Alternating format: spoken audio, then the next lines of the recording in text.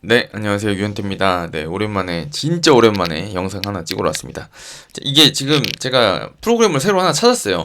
근데 이게 되게 잘 알려진 프로그램이었는데, 제가 생각도 못하고 있다가, 네, 검색하다 보니까 나오더라고요. 그래서 지금 뭐 한두 번 시험적으로 해봤는데, 잘 녹화가 되는 것 같더라고요.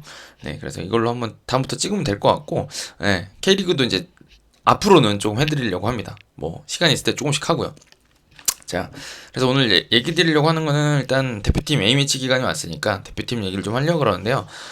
일단 이번 명단에 조금 변화가 있었던 거 있으니까 그거 간단하게 짚어드리고, 그 다음에 이제 제가 저번에 한번 지나가듯이 말씀드린 적이 있을 거예요. 저는 벤투 감독이 어떻게 월드컵에 나갈지 전술이 조금 보인다, 뭐 이런 어떤 자신감 있는 말씀 드렸었는데, 제가 그 얘기를 좀 드리면서 이번에 좀 평가전 일정이랑 아쉬운 면이 좀 있어가지고 저는 그 얘기를 조금 드리려고 합니다. 근데 많은 분들이 다 이제 평가전이 국내에서 지금 월드컵 앞두고 국내에서 하는 게 맞냐 이런 얘기를 많이 해주고 있으시긴 한데, 그거랑 또 연관해가지고 제가 지금 설명드리려고 하는 그 전술적인 측면과 함께 이제 좀 연관해서 설명드리려고 그러고요.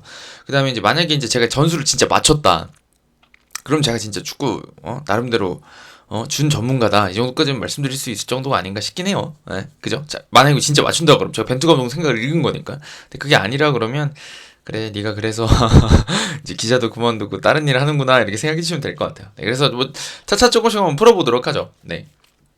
자, 그러면 일단 명단부터 한번 볼까요?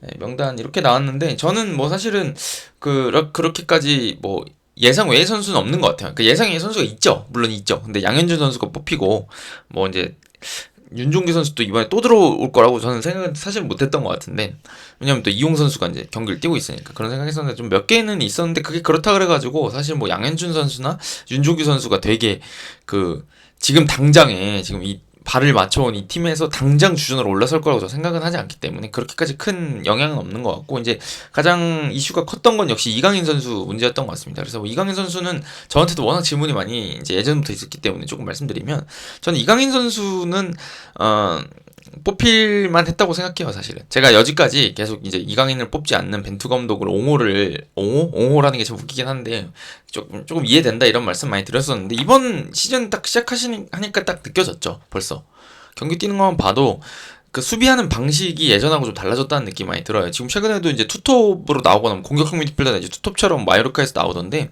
예전하고 달라진 게 이제 예전에 좀 달려드는 경향들이 좀 많았거든요. 그러니까 의욕이 넘치는 수비, 안 뛰는 게 아닌데 수비를 잘하는 건 아닌 거죠. 그래서 달려들다가 이제 무리하게 이제 태클 해가지고 뭐 퇴장도 받고 경고도 받고 그런 경우들이 많, 의욕이 넘치다 보니까 그런 식의 수비가 많았는데, 최근 보면 이제 앞에서 뭘 해야 되는지 좀 느껴지는 거죠.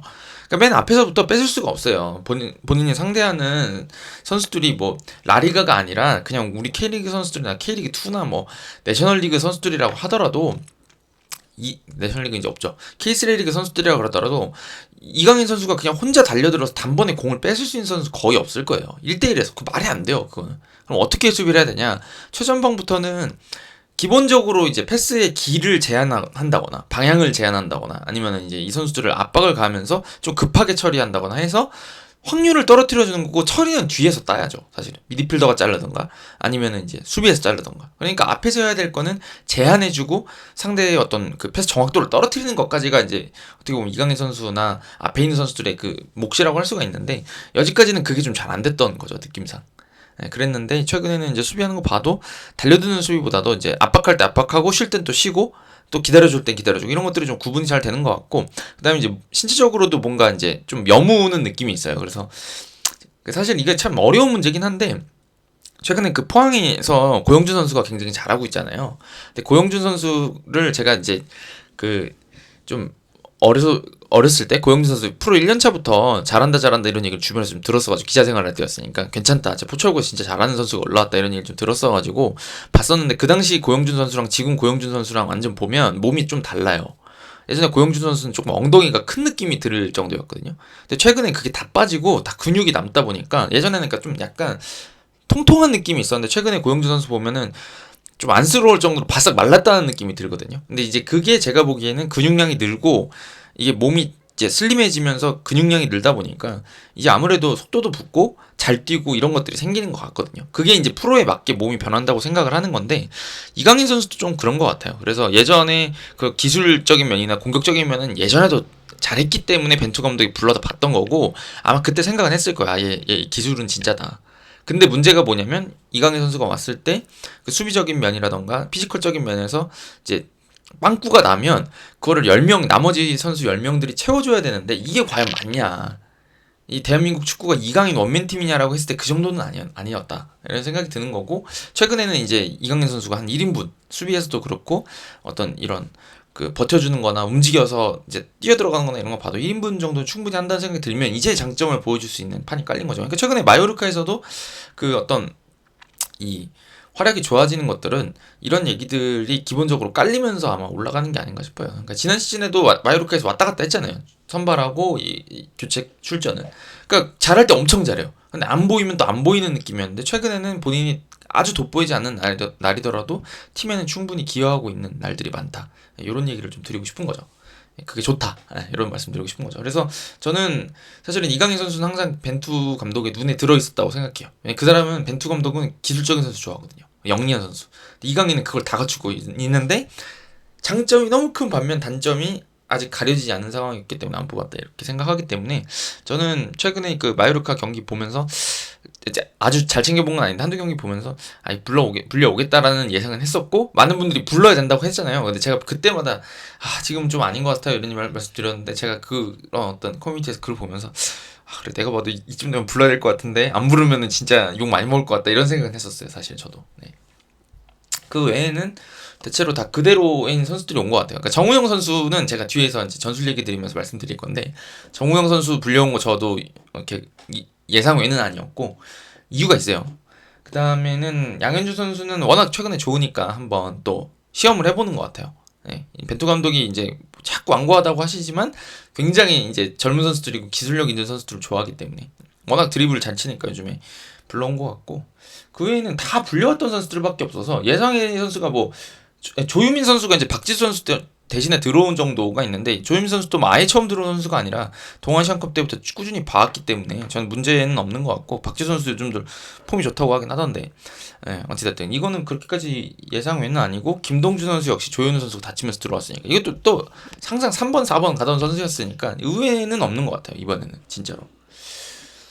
그리고 제 주변에서는 이제 김진수, 홍철 선수가 조금 너무 오래 해먹는다 이런 얘기를 해주시는데 또 제가 그럴 때 간단하게 이제 그분들하고 얘기할 때 근데 대안이 그럼 누가 있을까라고 하면은 없긴 없네 이런 얘기들이 많더라고요. 그래서 저는 이번에도 뭐 왼쪽 수비수들도 그렇고 다 어떻게 보면은 벤투 감독이 뽑을 수 있는 최고의 선수들을 뽑은 게 아닌가 싶습니다. 네. 손준호 선수 들어온 게 좀 눈에 띄는데 손준호 선수는 개인적으로 그런 생각 들어요. 그 벤투 감독이 정우영 선수를 대비했을 때 그 어떤 이탈이라던가 뭐 경고라던가 퇴장 변수가 있을 수도 있고 아니면 체력 저하일 수도 있고 뭐 여러 가지 변수들에 대처할 때 눈여겨본 카드가 손준호가 아닌가라는 생각이 들어요. 그러니까 백승호 선수가 그날 그 자리에 내려가면 어떨까요라고들 많이 얘기해 주셨는데 이게 지금 백승호 선수가 좀 전북에서도 약간 그렇죠. 그러니까 혼자 수비형 설 때보다 옆에 이제 파트너로 류재문이라던가 맹성웅 선수가 있을 때 뭔가 좀 더 능숙한 느낌이 좀 있잖아요. 그런 걸 보면은 제가 보기에는 이제 정우영 선수 파트너로 나올 때도 있을 것이고 아니면 황인범 선수랑 파트너로 나온다던가 이런 이게 조합해서 쓰기엔 괜찮은데 그냥 딱 정우영 선수를 백승호로 대체해야겠다. 이거는 좀 뭔가 느낌이 다른 것 같아요.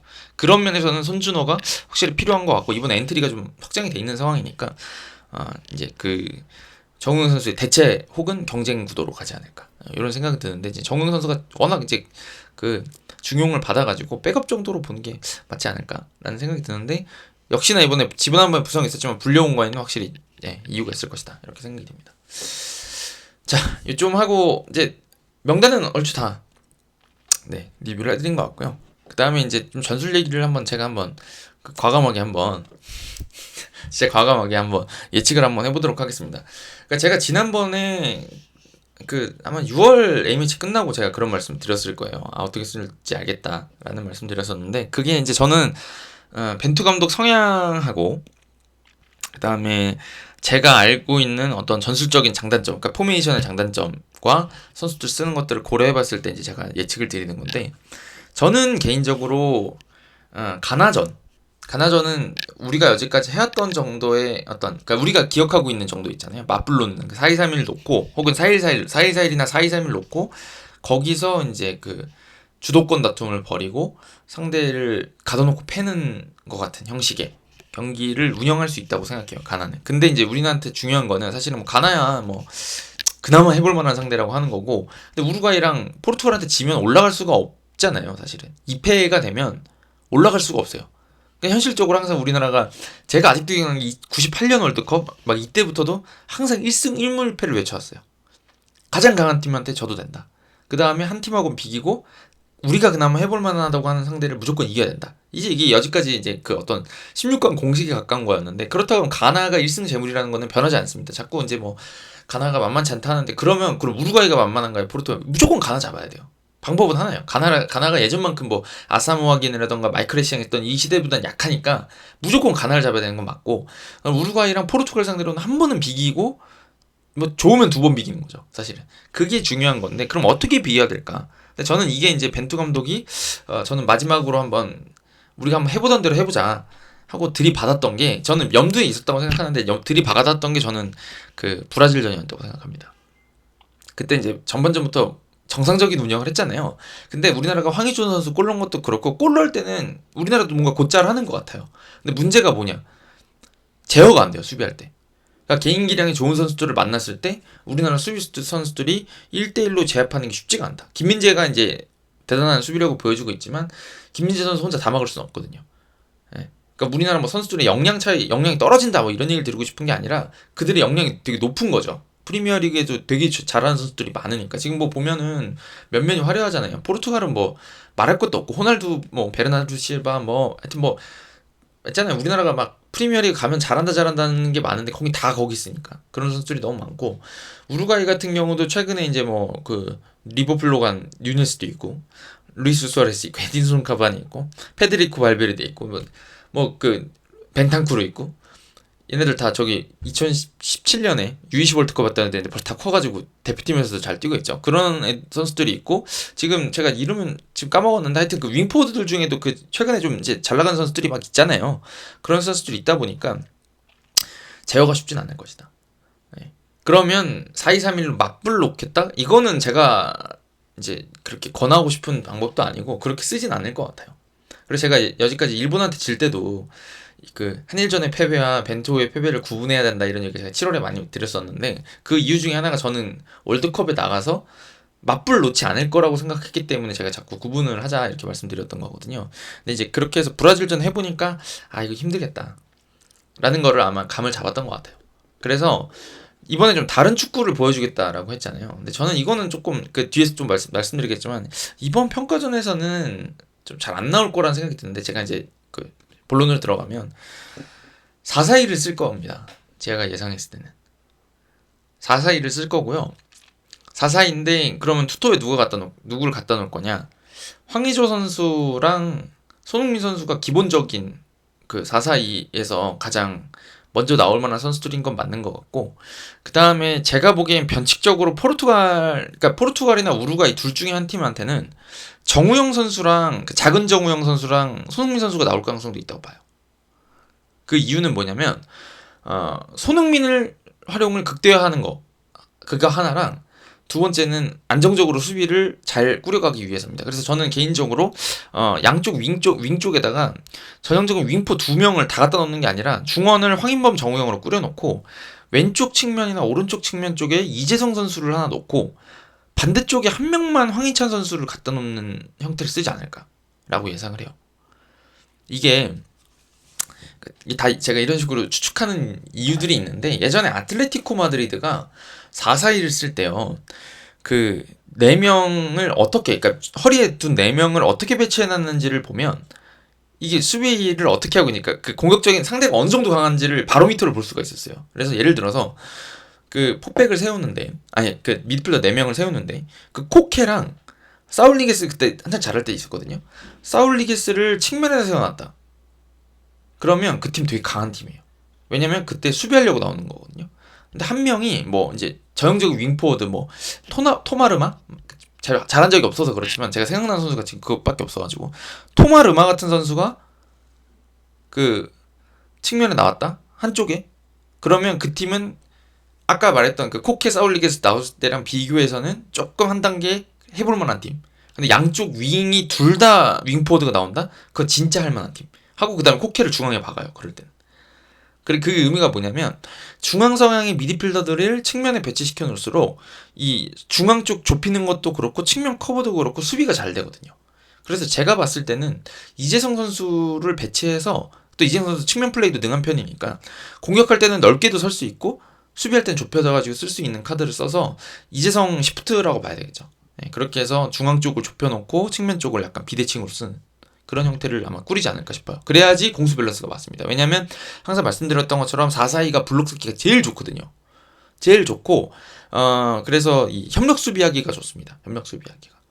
그러니까 측면에서 윙포워드가 돌파를 해서 들어올 때 그거를 이제 우리나라 풀백들이 제어할 수 있다면 제일 좋겠지만 그게 쉽지가 않은 상황이고, 최근에는 이제 좀 좁게 수비를 해버리면 그 풀백들이 올라와가지고 이제 그걸 풀어버리잖아요. 그러니까 예를 들면 뭐 이런 거죠. 호날두가 측면에 있습니다. 호날두 잡으려고 우리나라 풀백이 호날두한테 묶여 있으면 그 순간에 갑자기 뭐 주앙 칸셀루가 올라오는 거죠.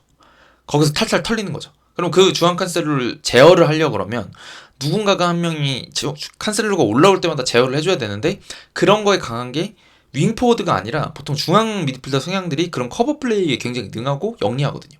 그걸 또 잘하는 게 이재성 선수고, 그렇기 때문에 저는 개인 전술적 키 중에 한 명이 이재성 선수라고 생각하고, 풀백을 제어하기 위해서 측면에 나올 수 있는 가능성이 크다.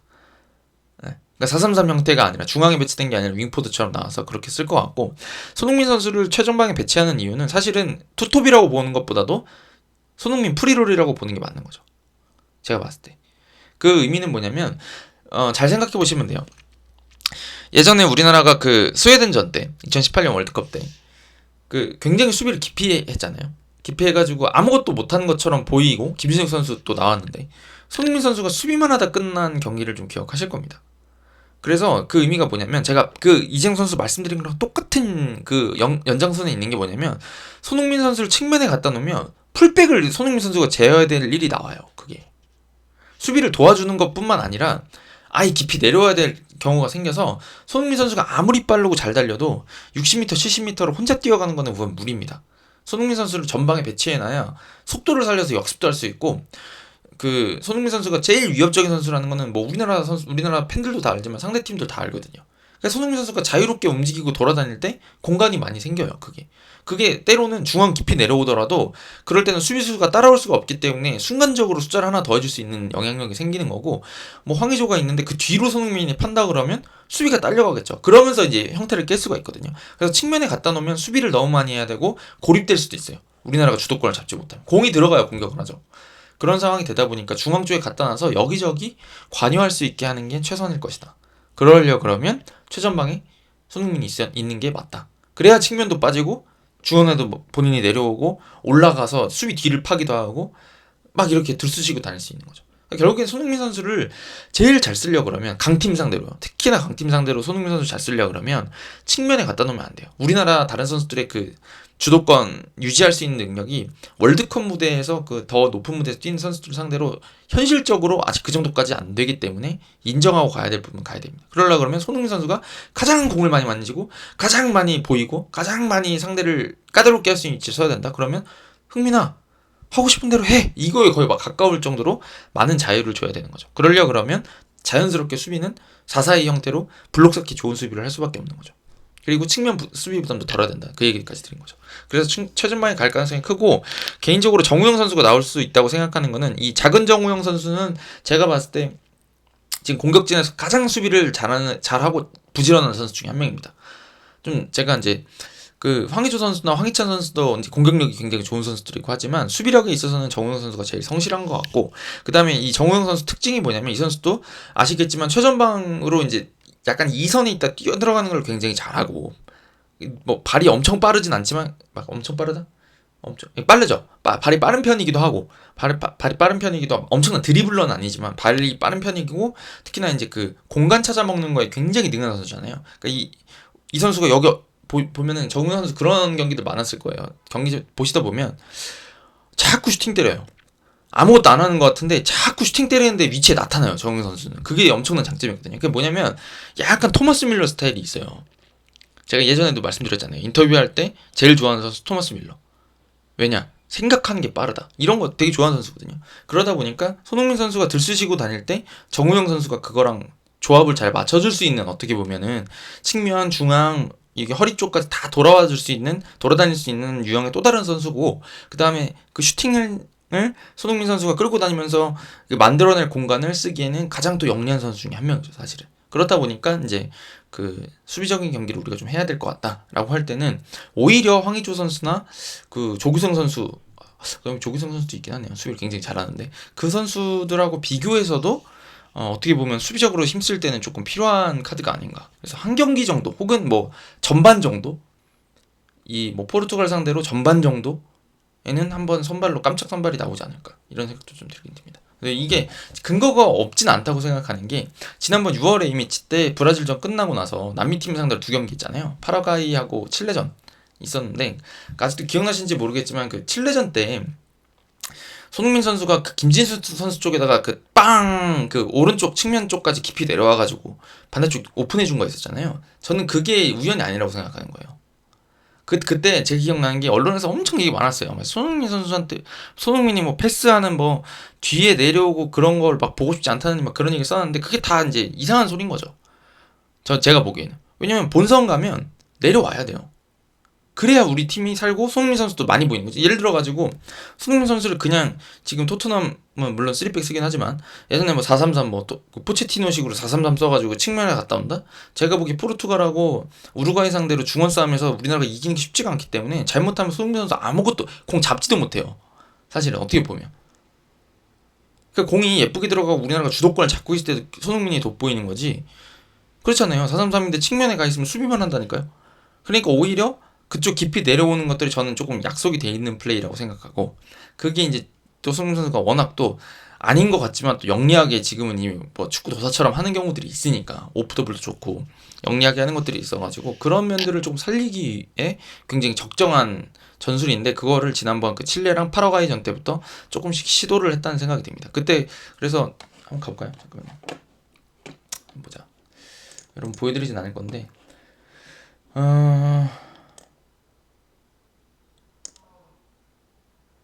그러니까 칠레전에 정우영 선수랑 같이 선발 출전했어요. 2대0으로 이긴 경기. 제가 이제 이 경기 보면서 이렇게 쓰려고 하는 건가 같다, 이런 얘기를 좀 드렸던 거고, 정우영, 황희찬, 뭐 손흥민이 미드필더처럼 보였지만 사실은 이게 그렇진 않았을 것이다 라는 생각이 좀 들고, 물론 나상호 선수도 수비를 잘하기 때문에 나올 수도 있어요. 사실은 좀 지켜야 될 때. 하지만 뭐 황희찬 선수를 굳이 뭐 빼면서까지 그러진 않을 것 같고, 워낙 1대1이 좋은 선수니까. 그 다음에 파라과이전 때는 손흥민, 권창훈, 나상호, 황의조 정도였는데, 이것도 제 기억에는 아마 손흥민 선수가 황의조 선수 파트너처럼 나왔던 걸로 기억해요. 미드필더식으로 중앙 쪽에서 뛰었던 걸로 기억하거든요. 맞죠? 권창훈 선수가 측면이었고 나상호 선수가 측면이었고 손흥민 선수가 중앙 쪽 공격형 미드필더처럼 나왔던 것 같은데, 이게 뭐 그게 아시잖아요. 배치하기 나름이라는 거예요. 공격형 미드필더가 조금 뒤로 배치됐다 그러면은 이거 4-2-3-1이다 이렇게 얘기하는 거고, 좀 앞에다 갖다 놓으면 4-4-2다 이렇게 되는 거거든요. 손흥민 선수 같은 선수는. 그래서 저는 이 두 경기가 조금 힌트가 되지 않았나 라는 생각이 드는 거죠. 그래서 한번 두고 보시죠. 월드컵 본선에서 우루과이랑 포르투갈 상대로 4-4-2를 한번 쓴다. 그러면 이제 제가 나름대로 잘 분석했다 이렇게 좀 칭찬해 주시면 좋겠네요. 네, 어찌됐든 자, 뭐 일리가 좀 있었는지 모르겠어요. 여러분이 듣기에 일리가 있다 이렇게 해주시면 뭐 네, 방송하는 즐거움이 있는 거죠. 자, 요즘 말씀드리면 될 것 같아요.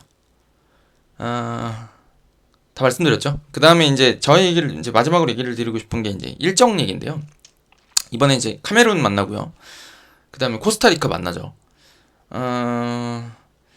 글쎄요, 이번에 뭐 선수들이, 좋은 선수들이, 그 핵심 선수들이 좀 안 왔다 이런 얘기들이 있는데, 저도 아쉽습니다. 왜 아쉽냐면, 제가 지금 말씀드린 전술의 특징이 뭐죠? 기본적으로 우리나라가 아시아권에서 했던 거랑 다른 축구를 할 거라는 얘기를 말씀드린 겁니다. 그래서 오늘이었나요? 그거 인터뷰 나온 거? 벤투 감독이 막 전혀 다른 축구를 하겠다고 했는데, 저는 그건 거짓말 같아요. 전혀 다른 축구를 어떻게 해요? 4년 동안 해온 게 있는데, 거기서 변화를 주겠죠. 근데 이제 아마 포메이션을 좀 새로운 거 쓰겠다고 사사이를 쓰지 않을까, 저는 한두 경기 정도는 둘 중에 한 경기는 쓰지 않을까 싶어는 생각은 들긴 드는데, 그렇다 그래서 어떻게 완전히 새로운 축구를 하겠어요. 기본적인 틀을 유지하면서 할 수 있는 건 하고 새로운 걸 시도 좀 해보겠죠. 왜냐면 본선에서 써야 되는 거고 이게 되게 소중한 기회잖아요. 지금 뭐 앞으로 그 평가전이 본선에 들어가기 전에 몇 번 있겠죠. 그 본선에서 만날 팀들끼리도 막 하고 막 근처에 아랍에미리트에서 하고 막 그럴 겁니다. 사우디에서 하고 그럴 거긴 한데, 어찌됐든 마지막으로 이제 당금질에 들어간 상황인데, 지금 상황에서 카메룬이나 코스타리카가 그렇게 압도적으로 우리나라보다 강하냐, 좀 그런 상대를 만났으면 싶었던 거예요, 저는. 그래야지 4-4-2가 어느 정도 먹히는지를 해봐야 되거든요, 사실은. 이게 도저히 안 되겠다 싶으면 다른 거를 쓸 수도 있는 거니까 한번 좀 감을 잡으려 그러면 괜찮은 팀을 만났어야 된다는 생각을 가지고 있는데, 지금 뭐 저기 카메룬이나 그 코스타리카가 그렇게 나쁜 팀은 아니지만 그렇다 그래서 우리나라보다 우위에 있는 팀도 아닌 것 같거든요. 거기다 이제 몇 명 선수들이 빠졌다? 너무 아쉬운 거죠, 저는. 좀 우리나라를 두드려 패줄 수 있는 팀이 좀 필요한 것 같아요, 저는. 그래서 예를 들어가지고 점유율이 한 우리나라가 45에서 50 정도, 그 사이에 잡힐 정도. 우리나라가 아마 그거보다 더 내줄 일은 많진 않을 것 같아요. 억지로 이렇게 당하는 상황이 된다 그러면 그렇게 될 수 있겠지만 그렇게 많이 내주진 않을 것 같아서 45% 정도? 그 정도를 잡고 우리나라랑 싸움을 할 수 있는 팀이었으면 좋겠다는 생각이 좀 들거든요, 사실은.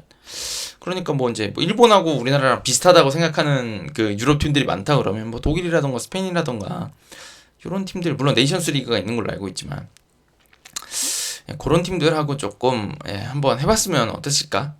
라는 생각은 좀 들긴 되는데 쉽진 않죠. 쉽진 않은 상황인데, 그러면 남미 팀이라도 근데 그게 또 쉽진 않았겠죠. 지난번에 뭐 브라질도 불러오고 뭐 이렇게 하느라고 쉽진 않아. 우루과이 또 본선 상대고 아르헨티나 또 부르기가 쉽지 않았을 거고 라는 생각이 들긴 들지만 좀 아쉬운 면은 좀 있습니다. 그래서 아쉽다는 게 뭐 유명한 선수가 안 와서가 아니라 우리나라를 조금 압도하고 두드려져서 우리나라의 좀 실전 모의고사가 될 만한 상대들이 왔으면 좋았을 텐데 또 국내에서 벌어지다 보니까 더 어려웠던 것 같고, 그런 면에서 조금 아쉬움은 있는 것 같습니다. 자, 그래서 저는 한번 이번 그 평가전도 한번, 그래서 제가 말이 맞는지 한번 맞나 하면서 보시면은 재밌지 않을까 라는 생각이 듭니다. 제가 보기 이번에는 실험인 것 같지만 사실은 본선용에서 쓸 거를 꺼낼 거예요. 달라 보여도, 새로운 걸 쓰는 것 같아 보여도 그걸 본선에서 쓸 것이다. 네, 그런 생각이 듭니다. 자, 오랜만에 해봤는데 이거 어떻게 녹화가 잘 됐나 모르겠어요. 네, 녹화 잘 되면요, 올려보고 잘 되면 K리그도 이제 재개를 해야 되겠죠. 네, 그 다음에 A매치 리뷰도 하고 그렇게 돌아와 보도록 하겠습니다. 자, 가볼게요. 감사합니다.